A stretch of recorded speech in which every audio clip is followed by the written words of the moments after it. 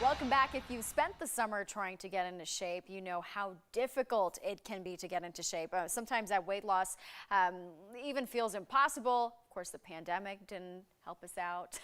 So this morning we're joined by Night Health expert Dr. Payal Kohli to talk more about how you can take advantage of the final days of summer to lose weight and eat healthy. Dr. Kohli, nice to see you. Thanks Good morning, Natasha. Great to see you. So let's talk about some of the strategies. What's your advice? Yes, so there's actually a formula for trying to lose weight. You don't just exercise and eat better. Yep. So in terms of your diet, it's very specific. It's what you eat, so you can restrict the types of foods that you eat, whether that's carbohydrates, whether that's fats, whether that's a plant-based diet.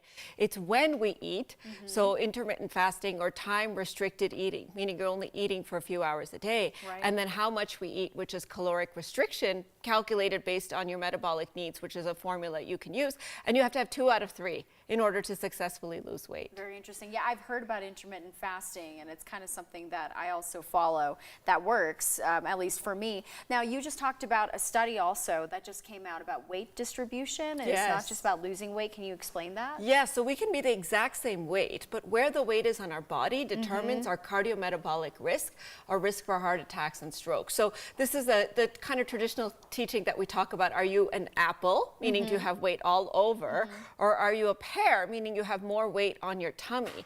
And if you have more weight on your tummy, it's actually a sign that you're likely to deposit more weight on other lean organs, such as your heart, such as your kidneys, such as your pancreas, which can affect our hormones. And I want us to stop thinking about fat as just something inert. It actually has inflammation. It's a hormone.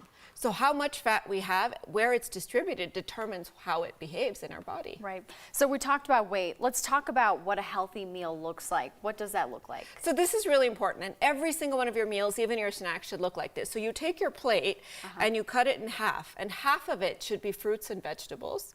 A quarter of it should be some sort of whole grain, so you could have quinoa, you can have whole wheat bread, and a quarter of it should be some sort of lean protein, chicken, fish, or a plant-based protein. And if you do this in pretty much all of your meals, it's really an effective way to make sure you're eating heart healthy. Now, there's only 2 diets out there that have been shown to reduce heart attacks and strokes. One is what we call the Mediterranean diet, avocados, olive oil, lean fish, and then the other is the DASH diet, which is dietary approaches to stop hypertension. That's a sodium-restricted diet. Okay.